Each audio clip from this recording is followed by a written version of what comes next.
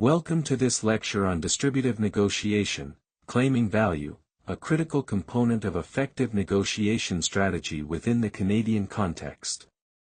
In Canada's diverse economic landscape, from resource-based industries in the West to advanced manufacturing in Ontario and Quebec, understanding how to claim a fair share of value is paramount. Distributive negotiation, often termed claiming value or zero-sum bargaining, focuses on dividing a fixed resource pool. This session will unpack the core principles of distributive negotiation, emphasizing strategies for Canadian professionals to enhance their bargaining power and achieve favorable outcomes. We will explore concepts such as the bargaining zone, ZOPA, reservation points, BATNA, and the strategic use of offers and concessions. The relevance in Canada is underscored by sectors like real estate, labor relations, and cross-border trade, where distributive tactics are frequently employed. Understanding these dynamics allows negotiators to navigate competitive situations effectively, ensuring they secure optimal terms while maintaining professional relationships, a key tenet in Canadian business culture. Distributive negotiation, often referred to as claiming value, is a fundamental approach in negotiation theory and practice. It operates under the assumption that there is a fixed amount of value to be divided, meaning that whatever one party gains, the other party must lose. This perspective is often characterized by competitive bargaining tactics, where each side attempts to maximize their own slice of the pie. In Canada's diverse economic sectors, this approach is frequently seen in situations like real estate transactions, salary negotiations, and procurement processes, where there's often a clear price or allocation to be determined. For instance, during a negotiation for a commercial lease in downtown Vancouver, the rent per square foot becomes a distributive element where buyer and seller have opposing interests. Understanding this zero-sum perception is the first step in mastering distributive negotiation, as it highlights the inherent conflict over resources. Canadian business culture, while valuing relationships, also operates within competitive markets where claiming value is essential for profitability and success. This lecture will delve into the specific tactics and strategies that enable negotiators to effectively claim value in such environments, preparing participants to navigate these competitive scenarios with greater proficiency and achieve their objectives. The bargaining zone, or zone of possible agreement, ZOPA, is a critical concept in distributive negotiation. It represents the range within which a deal can be struck, defined by the overlap between the parties' reservation points, the worst acceptable outcome for each negotiator. A positive ZOPA exists when the buyer's reservation point is higher than the seller's, indicating a potential for a mutually beneficial agreement. For example, in a property sale in Calgary, if a seller's minimum acceptable price is $600,000 and a buyer's maximum is $650,000, the ZOPA is $50,000 wide, $600,000 to $650,000. Conversely, a negative ZOPA occurs when there is no overlap, the buyer's maximum willingness to pay is less than the seller's minimum acceptable price. In such cases, agreement is typically impossible without one party significantly altering their position or reservation point. Identifying the ZOPA, or at least estimating its boundaries, is a key preparation task. In Canada's resource sectors, for instance, negotiations between mining companies and Indigenous communities over royalties might initially present a negative ZOPA if initial demands are too far apart, requiring extensive groundwork and potential shifts in perspective to find common ground. Understanding the ZOPA allows negotiators to strategize effectively, knowing the potential room for movement and the likelihood of reaching an agreement. A positive bargaining zone is the foundation for reaching a negotiated agreement in distributive contexts.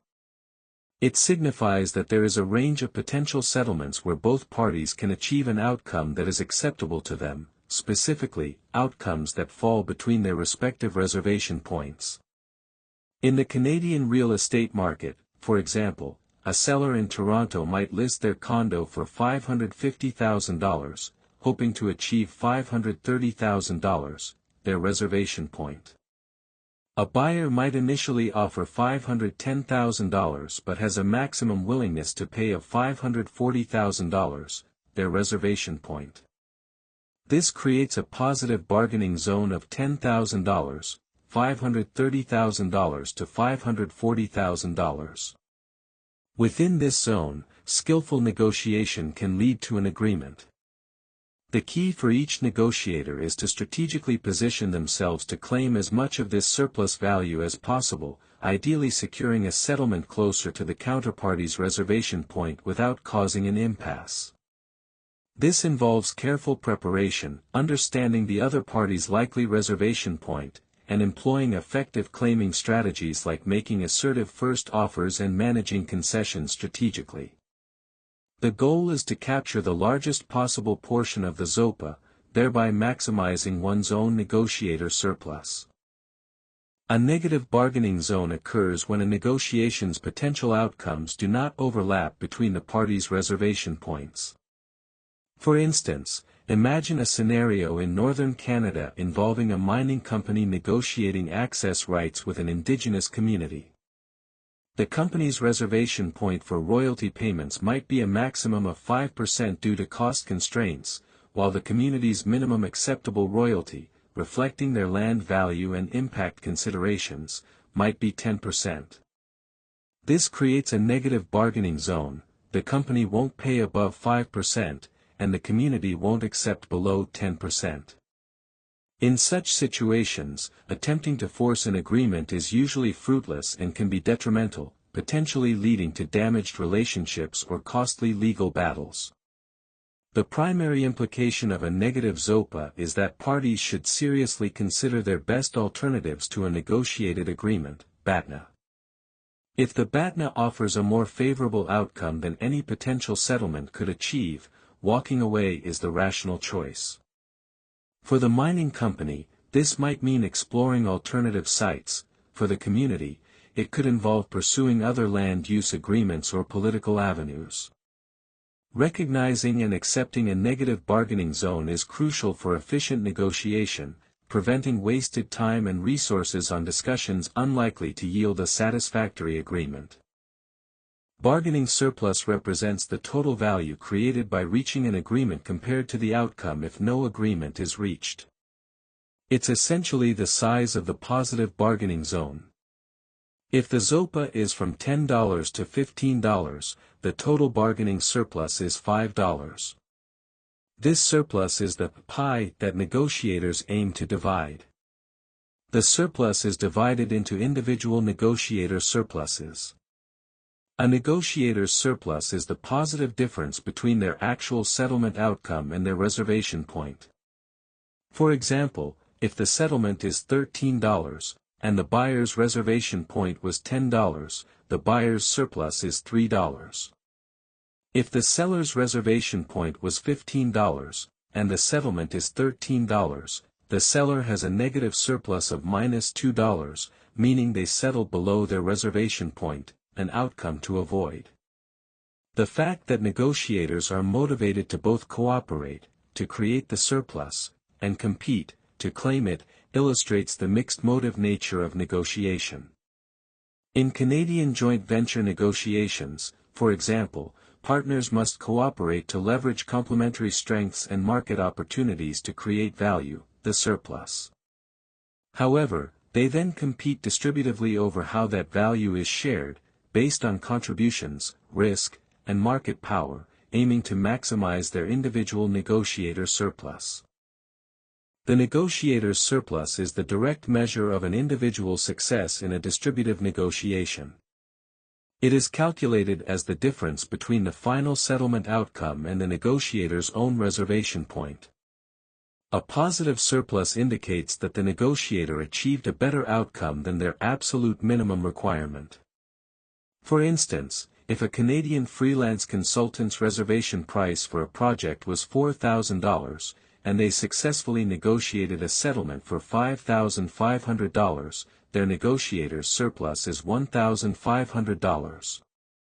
This surplus is fundamental to assessing the effectiveness of one's distributive bargaining skills. Beyond simply maximizing financial gain, the size of the negotiator's surplus can significantly influence satisfaction with the outcome. Achieving a larger surplus often leads to greater perceived fairness and a more positive evaluation of the negotiation process, even if purely objective measures might suggest otherwise. In Canadian salary negotiations, for example, receiving an offer significantly above one's minimum acceptable salary, reservation point, not only increases the surplus but also contributes to a feeling of accomplishment and recognition, reinforcing positive feelings about the employer and the negotiation itself. Therefore, understanding how to increase one's surplus is directly linked to achieving personal value and satisfaction. Successfully claiming value in distributive negotiation hinges on mastering several strategic elements, with information asymmetry playing a crucial role. The fundamental objective is to achieve an outcome that maximizes one's own surplus, ideally securing a settlement as close as possible to the counterparty's reservation point without causing an impasse. Information asymmetry arises when one party possesses more or better information than the other regarding market conditions, costs, alternatives, or the counterparty's true reservation point. Canadian negotiators often find themselves in situations where such asymmetry exists, perhaps due to differing levels of market expertise or access to proprietary data. Maintaining secrecy about one's own reservation point is paramount. Revealing it prematurely can anchor the negotiation unfavorably and forfeit potential gains. Conversely, attempting to uncover or accurately estimate the counterparty's reservation point through research, careful questioning, and observation is a key value-claiming tactic. In Canadian business contexts, where relationships are valued, this information gathering must be done ethically and respectfully. Leveraging third-party verification, such as independent appraisals or market reports, can also bolster a negotiator's position and provide objective support for their claims, lending credibility to their arguments. Mastering distributive negotiation requires a systematic approach to preparation, focusing on securing maximum value. The foundational step is an accurate assessment of your best alternative to a negotiated agreement, BATNA. This involves not just identifying alternatives but thoroughly unpacking them, evaluating their feasibility, value, and potential costs.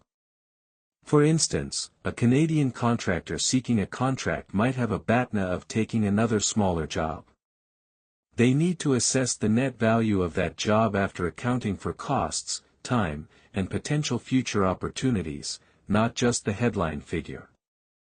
Crucially, negotiators should actively seek to improve their BATNA before entering negotiations. This could involve securing a better offer from an alternative source or developing new options. A stronger BATNA directly enhances your negotiation power and reservation point. Following BATNA assessment, determining your reservation point, the quantified worst acceptable outcome, is essential. This reservation point should be grounded in facts and your improved BATNA, not wishful thinking.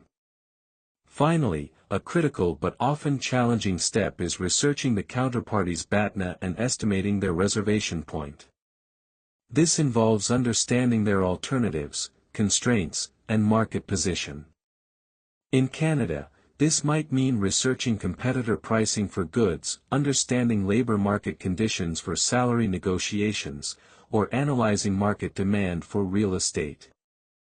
Setting ambitious yet realistic aspiration points is a cornerstone of claiming significant value in distributive negotiation. Your aspiration point represents your desired outcome, the target you aim to achieve. It should be significantly better than your reservation point, creating a range for negotiation. The first offer you make often serves as a critical anchor, psychologically influencing the counterparty's perception of the range of possible outcomes. For example, in a B2B negotiation in Ontario for consulting services, setting a high but justifiable hourly rate as the first offer can anchor the subsequent discussion favorably for the consultant. However, negotiators must be mindful of the chilling effect. This occurs when an opening offer is perceived as excessively extreme or unrealistic by the counterparty, potentially offending them and causing them to withdraw from negotiations altogether or to become overly competitive, thereby hindering the possibility of reaching an agreement. In Canadian business contexts, where relationship management is often valued, pushing too aggressively with an initial offer could damage rapport. Therefore, balancing optimism in setting high aspirations with a realistic understanding of the market, the counterparty's likely position, and the potential for chilling effects is crucial for effective distributive negotiation. The anchoring effect is a powerful cognitive bias in negotiation where the first number or piece of information presented significantly influences subsequent judgments and decisions. In distributive negotiation, the first offer acts as a potent anchor, pulling the final settlement closer to its value. For example, in a Canadian real estate transaction, if the seller lists a house for $700,000 and the buyer opens with an offer of $600,000, the subsequent negotiations are likely to revolve around this $100,000 range, potentially leading to a settlement closer to $650,000 than if the buyer had opened with $550,000. This effect is amplified by information asymmetry. If a negotiator has strong information, e.g., market data, cost analysis, their opening offer serves as a more credible anchor. Conversely, if information is lacking, a negotiator might be susceptible to the counterparty's anchor. Canadian professionals must be adept at both setting effective anchors, making assertive, well-supported first offers, and resisting unfavorable anchors, not letting the counterparty's extreme offers dictate the negotiation range. Understanding how anchors work helps negotiators frame discussions advantageously and protect themselves from undue influence. The debate surrounding whether to make the first offer in negotiation is complex, with research often yielding contradictory advice. The information anchoring model, AIM, suggests that the decision depends heavily on the quality of information available. When a negotiator possesses good, reliable information about the market, the counterparty's position, and their own BATNA, making the first offer can be advantageous. This allows them to set a strong anchor within the zone of possible agreement, ZOPA, potentially pulling the final settlement towards their desired outcome. In Canada, this scenario might occur when a well-prepared automotive supplier negotiates a contract with a manufacturer, possessing detailed cost data. Conversely, if information is poor or asymmetric, letting the counterparty open first can be wiser. This avoids the risk of making an offer too low, the winner's curse, or too high, the chilling effect.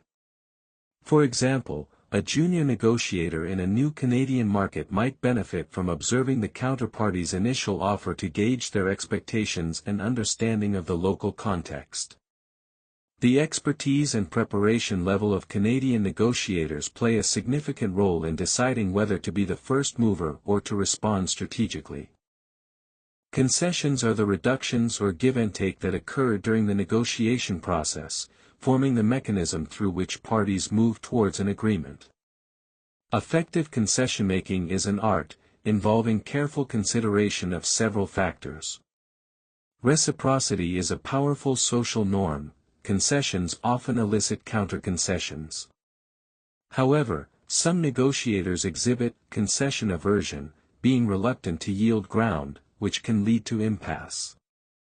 The pattern of concessions matters. Making unilateral concessions repeatedly can signal weakness, while bilateral concessions, both sides yielding, are more constructive. Magnitude is also key. Making consistently larger concessions than the counterparty can disadvantage you, while gradually decreasing concession sizes can signal you are approaching your reservation point. Timing is crucial. Immediate concessions may be perceived negatively, while gradual, considered concessions often foster goodwill and satisfaction. In Canada, where relationship considerations are often important, the manner and timing of concessions can significantly impact the negotiation climate. Strategic concession making involves planning when, how much, and what to concede, ensuring each concession serves a larger negotiation objective. The way concessions are made significantly impacts their perceived value and effectiveness in distributive negotiation. Unilateral concessions, where one party makes a concession without the other reciprocating, can be perceived as a sign of weakness or desperation, potentially encouraging the counterparty to push harder. Bilateral concessions, where both parties yield ground, are generally seen as more constructive and indicative of a willingness to find common ground. Premature concessions, such as making multiple concessions in a row before the other party responds or counteroffers, can be particularly detrimental. This might happen in a Canadian business contract negotiation if one party quickly agrees to multiple demands without securing anything in return. Matching the concession magnitude of the counterparty is often a sound strategy. It signals fairness and reciprocity. For example, if the other party reduces their demand by $5,000, a reciprocal concession might be a similar reduction in your offer. Gradually decreasing the magnitude of your concession signals that you are nearing your reservation point, effectively communicating your limits without explicitly stating them. Canadian negotiation etiquette often favors a more measured approach to concessions, avoiding abrupt changes in magnitude or pattern to maintain a constructive dialogue. Perceptions of fairness profoundly influence negotiation outcomes, satisfaction, and future relationships, particularly in Canada where trust and reputation are highly valued. Research indicates that individuals' utility functions are not purely self-interested, they are social, meaning our satisfaction is often influenced by the payoffs received by the counterparty relative to our own. Egocentrism plays a significant role, leading people to favor fairness rules that benefit them. For instance, when contributions are minimal, people might prefer equality, equal shares, whereas with substantial contributions, they might opt for equity, proportional shares. In Canadian negotiations, whether one applies an equality rule, e.g., splitting a bonus evenly among team members regardless of individual input, or an equity rule, e.g., allocating project profits based on each partner's investment and contribution, can significantly impact how the outcome is perceived. Egocentric judgments can lead negotiators to construe situations in self-serving ways. This can result in rejecting objectively better outcomes if they appear less fair compared to the counterparty's share. Understanding these fairness biases is crucial for negotiators to anticipate reactions and manage perceptions effectively, as unfair outcomes can lead to dissatisfaction, damaged relationships, and a reluctance to negotiate in the future. Making a final offer is a serious distributive negotiation tactic that should be used judiciously. A final offer is an irrevocable commitment.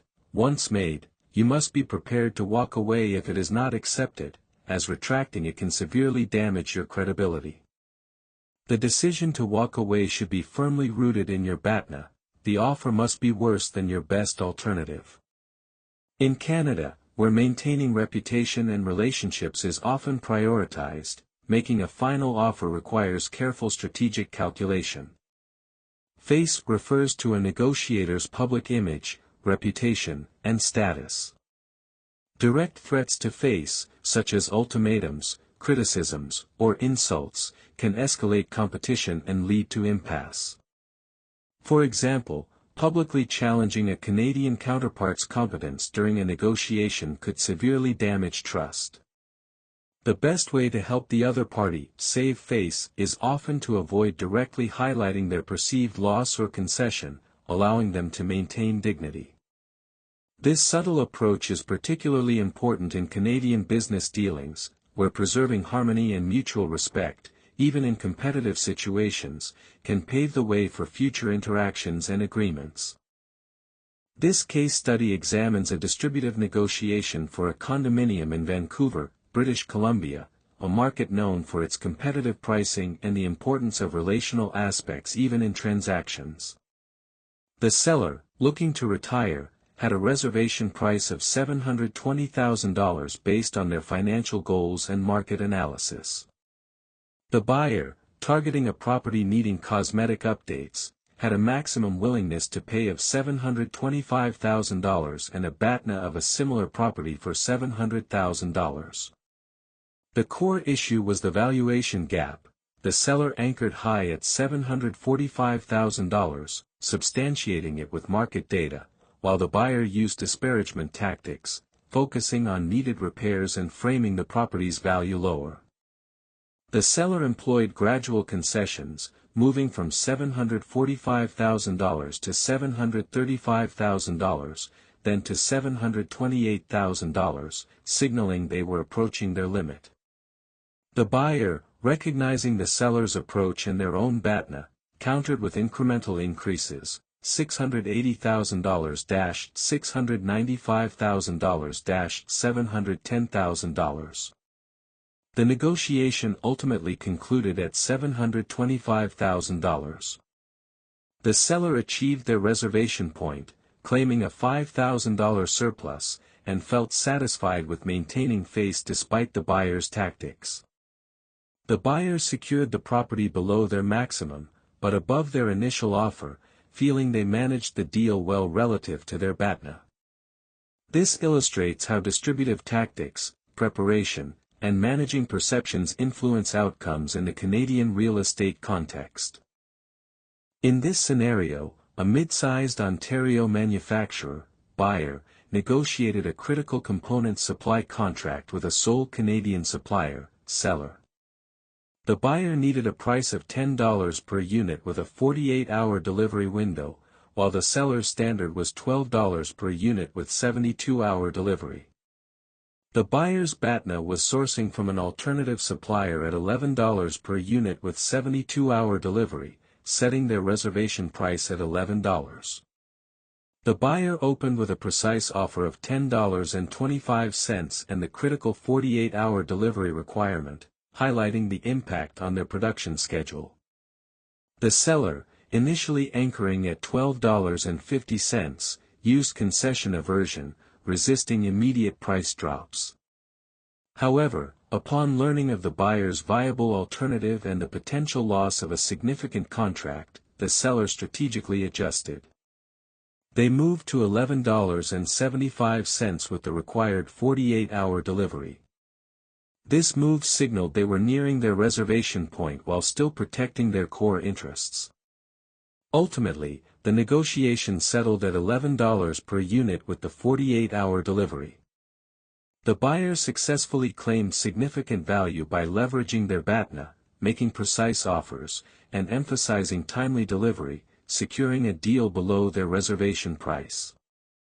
The seller secured a valuable contract, avoiding concessions below their own implicit reservation point, demonstrating effective adaptation to the buyer's distributive approach within the competitive Ontario manufacturing sector.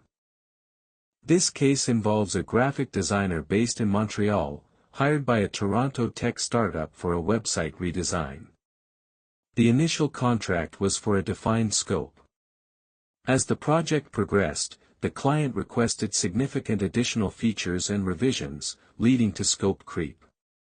The designer, whose BATNA was potentially taking on other smaller projects but preferred the stability of this larger contract, initially absorbed some of the extra work. However, when the scope expansion became substantial, impacting their timeline and workload, the designer adopted a distributive approach. They communicated the impact using a constraint rationale. I cannot complete this additional work within the original budget and timeframe without adjustments to compensation. Following this, they presented a precise counteroffer for the additional hours, detailing the scope and their standard hourly rate. The client, perhaps testing the designer or unaware of the full impact, responded with an even split ploy, suggesting they meet halfway on the additional cost, which was still below the designer's calculated value. The designer, by standing firm on their precise offer and explaining the value of their expertise, managed to negotiate a revised budget that fairly compensated for the expanded scope, thus claiming appropriate value for their additional effort. This illustrates how freelancers can effectively use specific rationales and precise offers to manage scope creep and secure fair compensation. This scenario involves labor negotiations within Alberta's energy sector, a context heavily influenced by volatile global commodity prices and regional economic fluctuations. The core issue was the union's demand for a wage increase, opposed by the company's desire to implement a wage freeze due to market uncertainty. The union's reservation point was a modest wage adjustment, while the company's minimum acceptable outcome was a freeze or minimal increase. The company, using its understanding of the sector's volatility, anchored its position on profitability concerns, proposing a profit-sharing plan instead of direct wage hikes. The union, acknowledging the company's financial pressures but also highlighting their members' consistent contributions and the rising cost of living in Alberta, signaled their willingness to compromise by proposing gradual concessions on the quantum of the wage increase. They proposed phased adjustments rather than an immediate large hike. This distributive bargaining dance involved careful signaling of reservation points and strategic concessions. The outcome was a mutually acceptable agreement, a modest annual wage increase, e.g., 2%, combined with a performance-based profit-sharing plan tied to oil prices. This distributive strategy allowed both parties to claim value. The union secured some wage growth and a stake in company success, while the company managed its immediate costs and incentivized performance. The negotiation reflected the specific economic realities of Alberta's energy industry. Here is the list of references. Indeed, Fisher, Urey, and Patton's foundational text on principled negotiation provides crucial insights into distributive tactics like anchoring and concessions, emphasizing the importance of focusing on interests rather than positions. Its relevance in Canada is in understanding how to manage competitive dynamics while preserving relationships. In addition, Lewicki, Saunders, and Berry offer a comprehensive academic overview of negotiation, including detailed analyses of distributive strategies like the bargaining zone and value claiming. Their insights into managing information asymmetry are particularly applicable to Canadian business environments. Furthermore, Thompson's work delves into the psychological aspects of negotiation, including cognitive biases like anchoring and the impact of fairness perceptions, which are vital for understanding how value is claimed. The Canadian context is often integrated into discussions on cultural influences. In addition, the Government of Canada's guidelines on Indigenous consultation are essential for understanding the legal and ethical frameworks surrounding distributive negotiations involving, particularly regarding resource rights and land access. Finally, the Canadian Chamber of Commerce's best practices offer practical, Canada-specific advice on negotiation strategies, complementing theoretical models with real-world applications relevant to various Canadian industries and regions. Thank you for your attention.